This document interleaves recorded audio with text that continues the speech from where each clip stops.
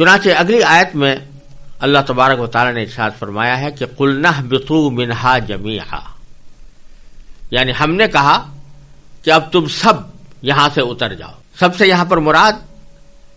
تینوں ہیں، یعنی حضرت آدم علیہ السلام بھی، حضرت حوا بھی، اور شیطان اور ابلیس بھی. اور پھر فرمایا کہ فَإِمَّا يَأْتِيَنَّكُم مِّنِّي هُدًى، جب میری طرف سے کوئی ہدایت تمہیں پہنچے تو فمن تبع ہدایا، تو جو لوگ میری ہدایت کی پیروی کریں گے، فلا خوف علیہم ولا هم يحزنون، ان کو نہ تو کوئی خوف ہوگا اور نہ وہ کسی غم میں مبتلا ہوں گے. یہاں یہ بات قابل ذکر ہے کہ زمین کی طرف نیچے اتر جاؤ، یہ جملہ اسی سیاق میں 2 مرتبہ آیا ہے. پہلے تو پچھلی آیت میں آیا تھا وَقُلْنَا اهْبِطُوا بَعْضُكُمْ لِبَعْضٍ عَدُوٌّ، اب نیچے اتر جاؤ، تم ایک دوسرے کے دشمن ہوگے. یہاں جو اترنے کا حکم تھا یہ ایک سزا کے طور پر تھا. جو غلطی ہوئی تھی اس غلطی کے سزا کے طور پر فرمایا گیا تھا کہ اب تم نے اپنے آپ کو اس بات کا مستحق بنا لیا ہے کہ تم جنت سے نکل کر نیچے اتر جاؤ. اب دوبارہ یہاں پر یہ حکم دیا جا رہا ہے کہ تم سب نیچے اتر جاؤ. تو یہ حکم اب سزا کے طور پر نہیں ہے، بلکہ یہ اللہ تبارک و تعالیٰ کی حکمت کے تحت نیچے اترنے کا حکم دیا گیا ہے. اور یہاں یہ سمجھنے کی بات ہے کہ اللہ تعالیٰ نے شروع ہی سے آدم علیہ السلام کو زمین میں اپنا نائب بنا کر بھیجنے کے لیے پیدا فرمایا تھا. پیچھے گزرا ہے کہ انی جاعل فی الارض خلیفہ، آپ نے فرشتوں سے کہا تھا کہ میں زمین میں بنا رہا ہوں اپنا خلیفہ. لہذا یہ بات پہلے سے طے تھی کہ حضرت آدم علیہ السلام زمین پر اترنے والے ہیں، اور اللہ تعالیٰ نے ان کو زمین پر رکھنے کے لیے ہی پیدا فرمایا ہے. لیکن زمین پر بھیجنے سے پہلے انہیں جنت میں رکھنے اور اس کے بعد کے واقعات کا تکوینی مقصد بظاہر یہ تھا کہ ایک طرف حضرت آدم علیہ السلام جنت کی نعمتوں کا خود تجربہ کر کے دیکھ لیں کہ ان کی اصل منزل کیا ہے، اور زمین پر پہنچنے کے بعد وہ اس منزل کے دوبارہ حصول میں کس قسم کی رکاوٹیں پیش آ سکتی ہیں اور ان سے نجات پانے کا طریقہ کیا ہوگا. کیونکہ فرشتوں کے مقابلے میں انسان کی خصوصیت ہی یہ تھی کہ اس میں اچھائی اور برائی دونوں کی صلاحیت رکھی گئی تھی. اس لیے ضروری تھا کہ اسے زمین پر بھیجنے سے پہلے ایسے تجربے سے گزارا جائے جس میں غلطی ہوئی. البتہ غلطی اللہ تبارک و تعالیٰ نے یہاں پر تکوینی طور پر ایسی کرائی کہ جس کو اجتہادی غلطی کہا جاتا ہے. پیغمبر چونکہ معصوم ہوتے ہیں اور ان سے کوئی بڑا گناہ سرزد نہیں ہوتا، اس لیے آدم علیہ السلام کی یہ غلطی در حقیقت اجتہادی غلطی تھی، یعنی سوچ کی غلطی تھی. اس سوچ کی غلطی کا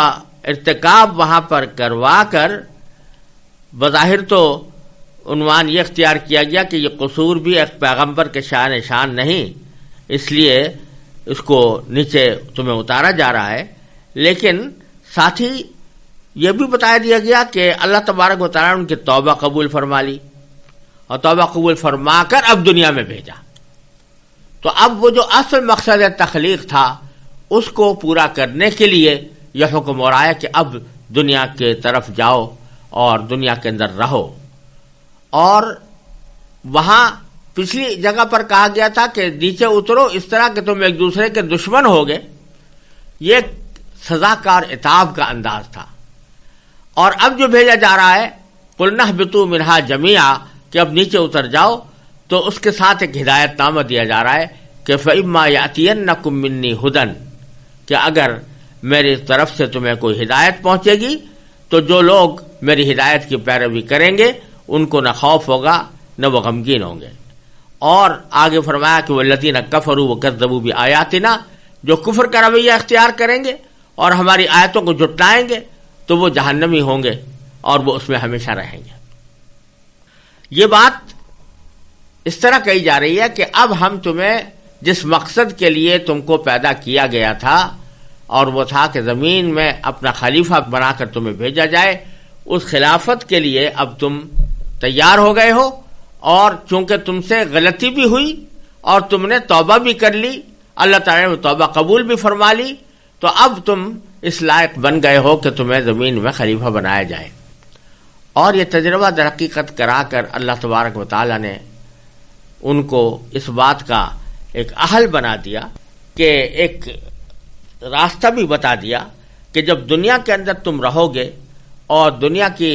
حالات سے سابقہ تمہارا پیش آئے گا، تو اس کے نتیجے میں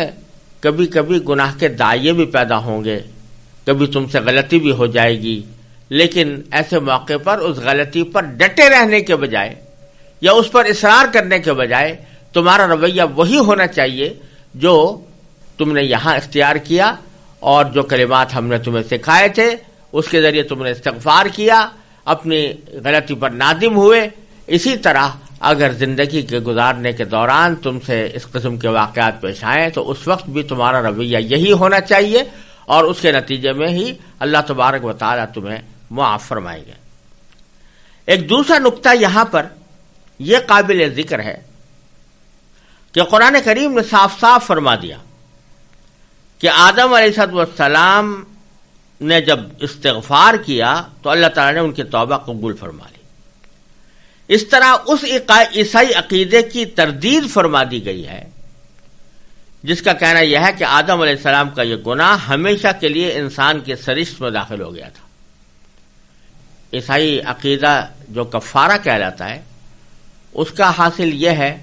کہ حضرت آدم علیہ السلام نے جو یہ غلطی کی تھی یہ باقاعدہ ایک گناہ تھا، بلکہ ان کے مشہور عالم سینٹ آگسٹائن نے یہ لکھا ہے کہ یہ بہت سارے گناہوں کا مجموعہ تھا، اور اس کی سزا یہ تھی کہ ان کو موت کی سزا دی جاتی، آدم علیہ السلام کو موت کی سزا دی جاتی، کیونکہ تورات کی نقطہ نظر سے جو کوئی شخص ایسا گناہ کرے تو تورات میں بھی مذکور ہے کہ جب اللہ تبارک و تعالیٰ نے یہ فرمایا تھا کہ تم اس درخت سے کچھ مت کھانا، تو ساتھ ہی ساتھ یہ بھی فرما دیا تھا کہ اگر تو نے کھایا تو تو مرا، یعنی اگر تو اس کو کھائے گا تو تو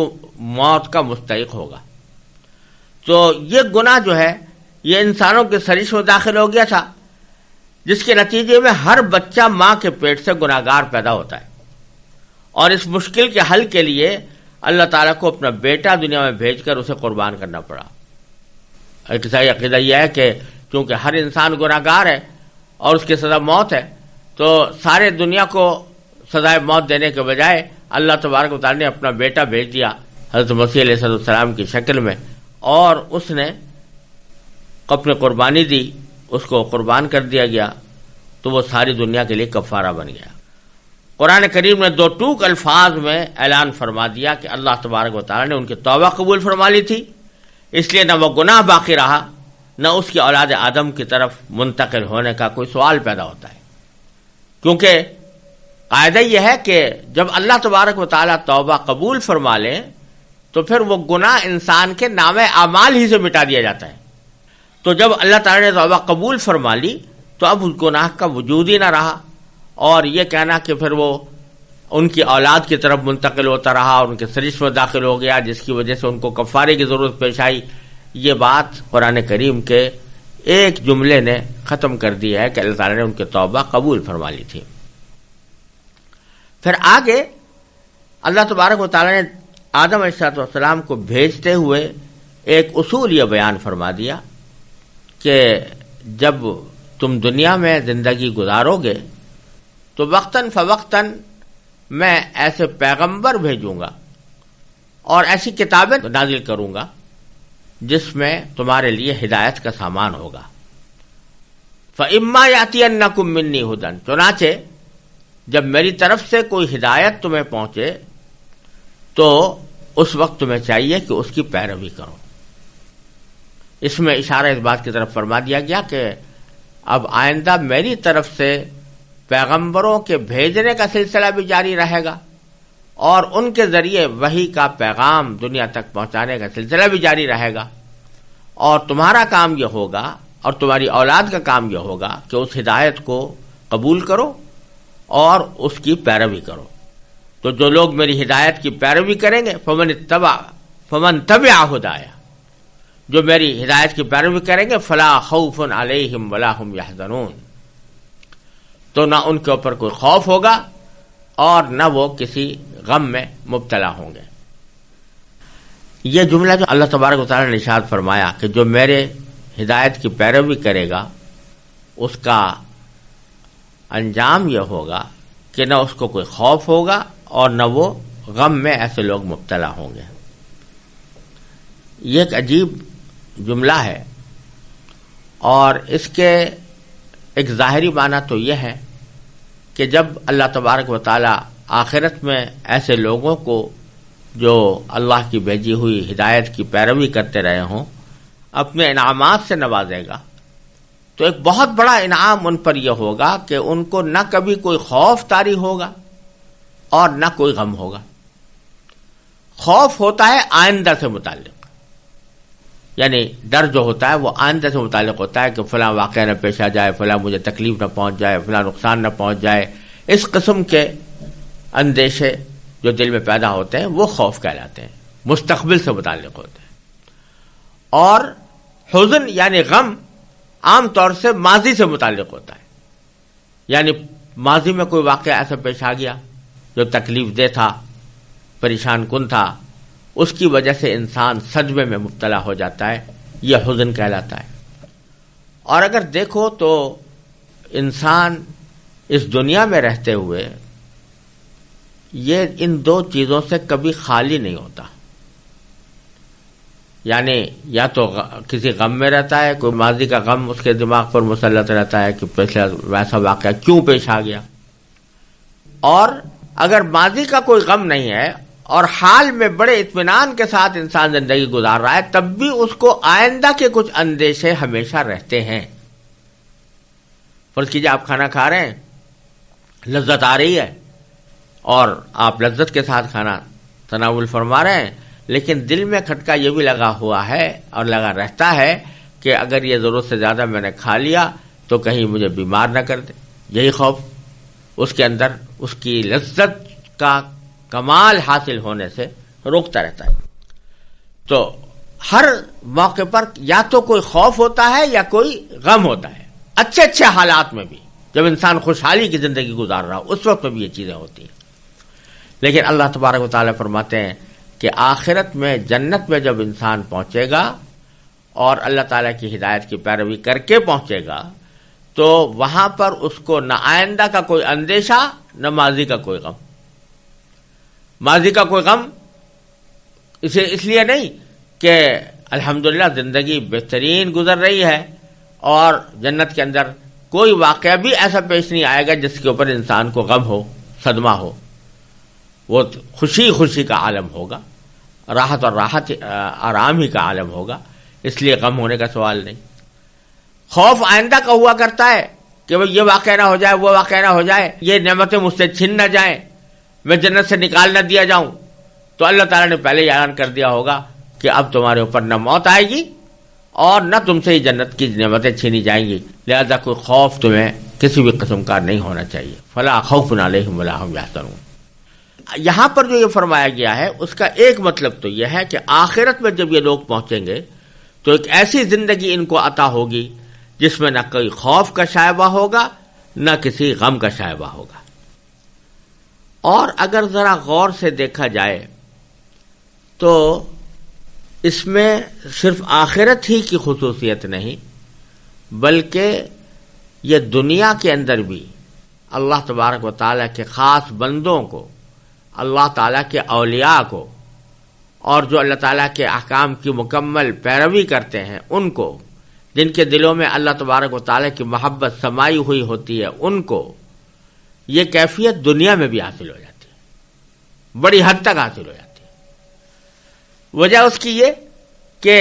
وہ اللہ تبارک و تعالیٰ کے ہر فیصلے پر راضی ہیں، جس کو رضا بالقضاء کہا جاتا ہے. رضا بالقضاء جس کو کہتے ہیں، وہ اللہ تعالیٰ کے ہر فیصلے پر راضی ہیں. تو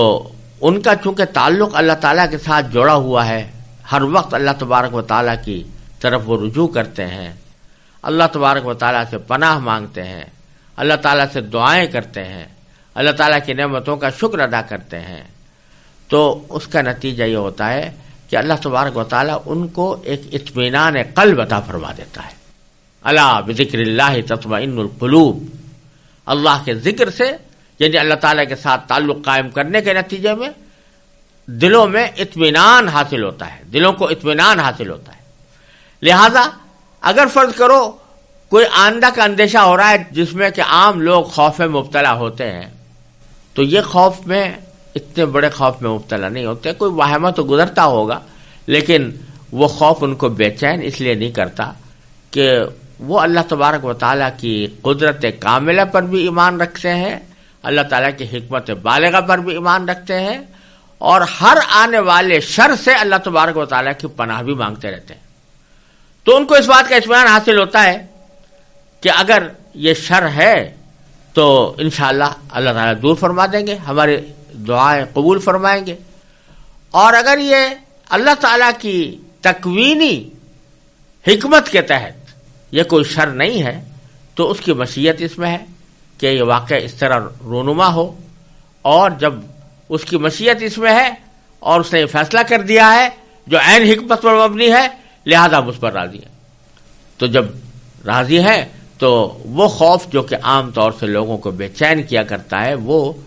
اللہ تعالیٰ کے ساتھ تعلق رکھنے والے انسانوں کو اتنا بے چین نہیں کرتا۔ اسی طرح ماضی کے اوپر جو صدمہ ہوتا ہے وہ اس لیے ہوتا ہے کہ ماضی کے اندر کوئی تکلیف دہ جو واقعہ پیش آیا ہے وہ پیش آ گیا، اس کی تلافی ممکن نہیں ہے، اس کو لوٹایا نہیں جا سکتا، تو اس لیے لوگ صدمے میں مبتلا ہوتے ہیں۔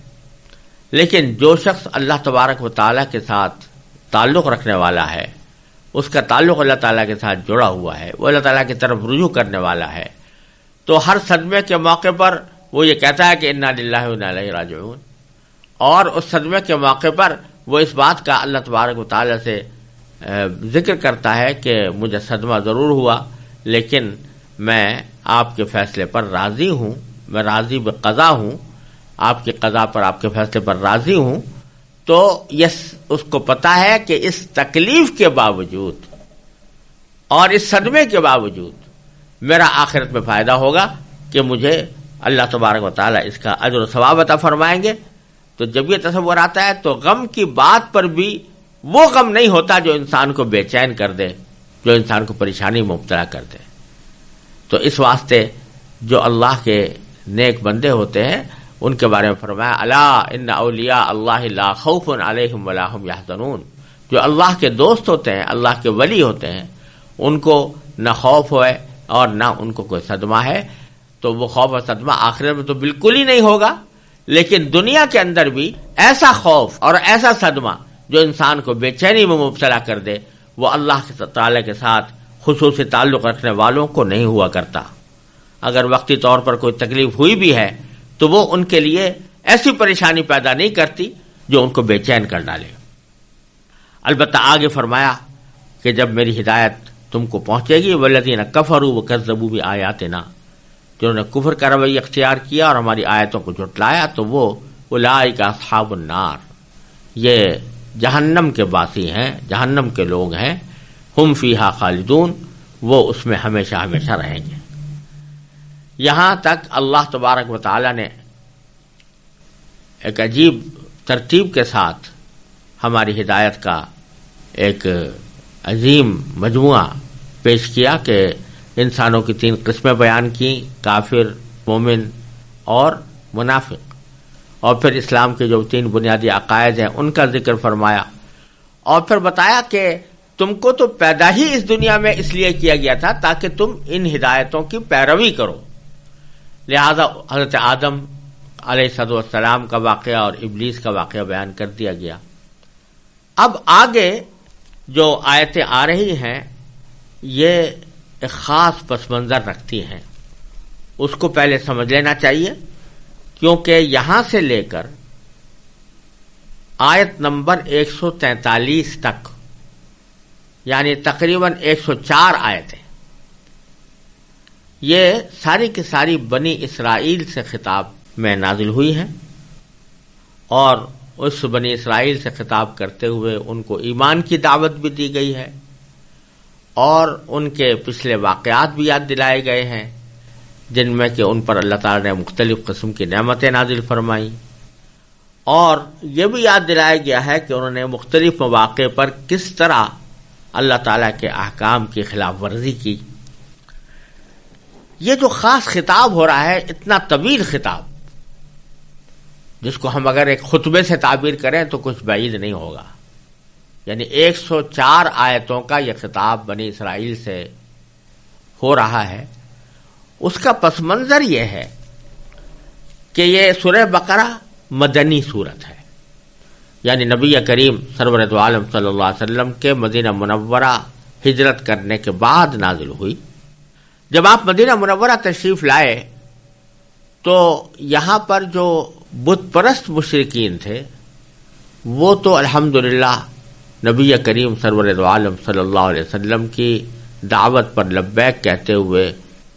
مسلمان ہو گئے تھے، اور ان میں کوئی قابل ذکر عنصر ایسا نہیں رہا تھا جو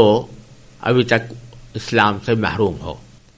بت پرستی انہوں نے ترک کر دی تھی اور نبی کریم سرور دو عالم صلی اللہ علیہ وسلم کے احکام پر عمل شروع کر دیا تھا۔ لیکن وہاں ایک بہت بڑی آبادی یہودیوں کی، وہ یہودی بھی مدینہ منورہ میں آباد تھے، اور نبی کریم صلی اللہ علیہ وسلم نے جب مدینہ منورہ کی طرف ہجرت فرمائی تو چونکہ اسلام کا مقصد یہ کبھی نہیں ہوتا کہ لوگوں کو زبردستی مسلمان بنایا جائے، بلکہ ان کو دعوت ضرور دی جاتی ہے اور اہتمام کے ساتھ دی جاتی ہے، لیکن مطلوب یہ ہے کہ وہ اپنے اختیار سے اسلام لائیں، کوئی زبردستی کسی کو پر کرنا اسلام کا تقاضا نہیں ہے، جیسا کہ آگے قرآن کریم کے اندر آئے گا کہ لا اکراہ فی الدین، دین میں کوئی زبردستی نہیں ہے۔ اس لیے نبی کریم صلی اللہ علیہ وسلم نے یہودیوں کو دعوت تو دینی شروع کی، لیکن ان کو ظاہر ہے کہ اپنے مدینہ منورہ کے سربراہ ہونے کی حیثیت سے کوئی زبردستی کا نشانہ ان کو نہیں بنایا، بلکہ ان کے ساتھ امن کا معاہدہ رکھا، امن کا معاہدہ کیا۔ اس کے بعد ان کو دعوت دینی شروع کی کہ وہ حق کو قبول کریں۔ ان کا حق کو قبول کرنا اس لیے زیادہ متوقع تھا بظاہر کہ ان کے پاس کتابیں آ چکی تھیں۔ بت پرست لوگ تو آسمانی ہدایت سے ہمیشہ سے محروم تھے، لیکن یہودیوں کے پاس کتابیں تھیں، ان کے پاس تورات آئی تھی، اور وہ تورات کے بڑے حصے ان کے پاس اب بھی موجود تھے، اور اس تورات کے اندر نبی کریم سرور دو عالم صلی اللہ علیہ وسلم کی تشریف آوری کی پیشین گوئیاں واضح الفاظ میں موجود تھیں، چنانچہ وہ انتظار کرتے تھے کہ آخر زمانے میں نبی کریم صلی اللہ علیہ وسلم تشریف لانے والے ہیں، نبی آخر الزمان آنے والے ہیں۔ لیکن ساتھ ہی ان کو توقع یہ تھی کہ اب تک جتنے پیغمبر آئے ہیں وہ بنو اسرائیل سے آئے ہیں، اور حضرت اسرائیل علیہ السلام کی اولاد سے آئے۔ اسرائیل یا نام ہے حضرت یعقوب علیہ السلام کا، ان کے دو نام تھے، ایک یعقوب اور ایک اسرائیل،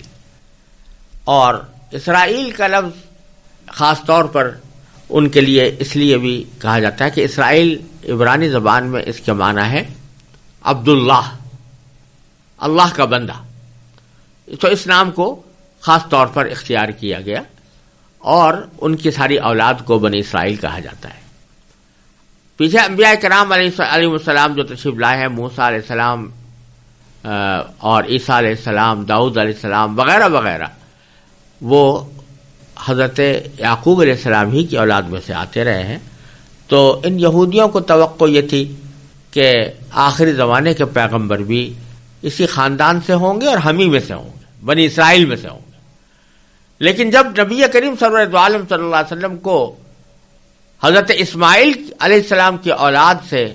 اللہ تعالی نے منتخب فرما کر بھیجا تو ان کو اچانک دھکا لگا اور یہ حسد میں مبتلا ہو گئے۔ ان کے دماغ میں یہ بات آئی کہ دنیا کی امامت کے اصل حقدار تو ہم ہیں، کیونکہ ہم اسرائیل کی اولاد ہیں، اور واقعہ یہ تھا کہ حضرت یعقوب علیہ السلام کی فضیلت کی وجہ سے اللہ تعالیٰ نے ان کی اولاد کو ایک فضیلت بخشی تھی، ان کو نبوت کے ایک سلسلے کے لیے منتخب فرمایا تھا، اس لیے ان کے دماغ میں یہ بات تھی کہ ہم ہی لوگ اس کے اہل ہیں، اور بنی اسماعیل میں اگر یہ آئے ہیں تو یہ ہماری گویا ایک طرح سے معاذ اللہ حق تلفی ہوئی ہے، یا کم از کم ان کو حسد پیدا ہو گیا کہ یہ شرف بنو اسماعیل کو کیوں حاصل ہوا، بنو اسرائیل سے کیوں لے لیا گیا۔ تو مجھے ایسا لگتا ہے واللہ سبحانہ و تعالی عالم کہ اس پورے پارے میں الف لام میم کے پارے میں اور دوسرے یعنی سیقول والے پارے کے ابتدا تک ان کی اس غلط فہمی کا ازالہ مقصود ہے۔ بتلانا یہ مقصود ہے کہ فضیلت یا اللہ تعالیٰ کے ساتھ قرب کسی رنگ یا نسل کا خاصہ نہیں ہوتا، کسی خاص خاندان کی میراث نہیں ہوتی کہ اسی خاندان کے اندر ہمیشہ اللہ تعالیٰ کا فضل رہے، اللہ تعالیٰ کی رحمتیں رہیں، اللہ تعالیٰ کا وہ مقرب بنا رہے، بلکہ دار و مدار اس بات پر ہوتا ہے کہ کس کے اعمال کیسے ہیں، اسی کے حساب سے ان کو منصب دیا جاتا ہے، اسی کے حساب سے ان کو اللہ تعالیٰ کے ساتھ قرب کا اندازہ قائم کیا جاتا ہے، اور اگر کسی کے اعمال اچھے ہیں تو کسی وقت میں وہ فضیلت بھی رکھ سکتا ہے اور اس کو امامت کا منصب بھی دیا جا سکتا ہے، اور اگر کسی وقت اس کے اعمال خراب ہو گئے ہیں تو امامت کا منصب اس سے چھینا بھی جا سکتا ہے۔ تو یہاں اللہ تبارک و تعالیٰ بتلانا یہ چاہ رہے ہیں واللہ سبحانہ عالم کہ اس وقت جو یہ ایک تبدیلی آئی ہے کہ نبوت اور رسالت کا منصب بنی اسرائیل سے لے کر بنی اسماعیل کو دیا گیا ہے، اور نبی کریم سرورت عالم صلی اللہ علیہ وسلم کو نبی آخر الزماں بنایا گیا ہے، تو یہ ویسے ہی کسی کی حق تلفی کے طور پر نہیں، کیونکہ اس کا دار و مدار رنگ و نسل پر ہے ہی نہیں، بلکہ ہم اب تمہیں دکھلانا ہی چاہتے ہیں کہ اے بنو اسرائیل تمہارے کیا حالات رہے ہیں، موسیٰ علیہ السلام کے وقت سے لے کر آج تک تمہارا رویہ کیسا رہا ہے، کیا تم اس رویے کے ساتھ اس بات کے اہل تھے کہ تمہیں یہ امامت کا منصب عطا کیا جاتا یا یہ نبی آخر الزماں تمہارے درمیان مبعوث کیے جاتے۔ اسی سیاق میں آگے آپ دیکھیں گے کہ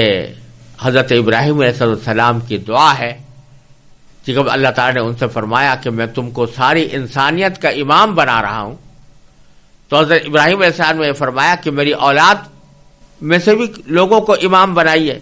تو اللہ تعالیٰ نے صاف صاف فرما دیا تھا لا ینال عہد الظالمین، یہ میرا وعدہ جو ہے یہ ظالموں تک نہیں پہنچے گا، یعنی جو تمہاری ذریت میں ظلم کرنے والے ہوں گے وہ اس امامت کے منصب کے اہل نہیں ہوں گے۔ اللہ تعالیٰ نے صاف صاف حضرت ابراہیم علیہ السلام پر یہ بات واضح فرما دی تھی۔ تو اب یہاں سے یہ بتایا جا رہا ہے کہ اے بنی اسرائیل تم سے جو یہ منصب لیا گیا ہے وہ اس وجہ سے کہ تم نے جو جن اعمال کا مظاہرہ کیا ہے اپنی سابق زندگی کے اندر، اس کی وجہ سے اب ہم اپنی حکمت اور اپنی قدرت اور اپنی مصلحت کے تحت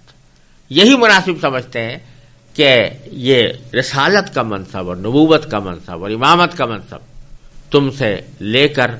یہ بنو اسماعیل کو دیا جائے۔ اس لیے ضروری تھا کہ بنو اسرائیل کو یاد دلایا جائے کہ انہوں نے ماضی میں کس رویے کا مظاہرہ کیا ہے اور وہ رویہ کس درجہ اللہ تعالیٰ کے ہاں قابل تحسین یا قابل نکیر تھا۔ اسی ذیل میں یہ بات بھی سامنے آ رہی ہے کہ اللہ تعالیٰ نے یہ صرف ملامت ہی کے لیے یہ آیت نازل نہیں فرمائی ہے، بلکہ اس میں دعوت ہے، اور دعوت سے ہی اس کو شروع بھی کیا گیا ہے، اور اس دعوت کے ساتھ توجہ اس طرف دلائی گئی ہے کہ جو یہ واقعات نبی کریم صلی اللہ علیہ وسلم کی زبان پر جاری ہو رہے ہیں، قرآن جن واقعات کو یاد دلا رہا ہے، یہ حضرت نبی کریم سرور دو عالم صلی اللہ علیہ وسلم کو کیسے معلوم ہو سکتے تھے؟ ان کے پاس اس کی معلومات کا کیا ذریعہ تھا؟ نہ انہوں نے کبھی تورات پڑھی، نہ انہوں نے کبھی انجیل پڑھی، بلکہ وہ تو امی تھے، نہ کوئی چیز پڑھ سکتے تھے نہ کوئی چیز لکھ سکتے تھے. اللہ تعالیٰ نے ان کو ایسا ہی بنایا تھا. تو ان کی زبان پر یہ جو واقعات جاری ہو رہے ہیں، جو تمہارے وہ واقعات ہیں جو تمہاری کتابوں میں لکھے ہوئے ہیں، وہ واقعات ہیں جن کو تم خود مانتے ہو، ان واقعات کا حضور اقدس صلی اللہ علیہ وسلم کی زبان مبارک پر جاری ہونا یہ اس بات کی واضح دلیل ہے کہ یہ باتیں حضور اقدس صلی اللہ علیہ وسلم نے خود اپنی طرف سے بنا کر پیش نہیں کر دی ہیں، بلکہ یہ اللہ تعالیٰ کی وحی ہے جو ان پر نازل ہو رہی ہے، اور اس وحی کے ذریعے ان واقعات سے باخبر کیا گیا ہے. اس طرح یہ 104 آیتوں کا سلسلہ یہاں سے شروع ہو رہا ہے، اور اس میں بنی اسرائیل سے خطاب کر کے ان کو دعوت بھی دی جا رہی ہے اور ان کے پچھلے واقعات بھی یاد دلائے جا رہے ہیں. مزید ویڈیوز دیکھنے کے لیے ہمارے چینل کو سبسکرائب کریں.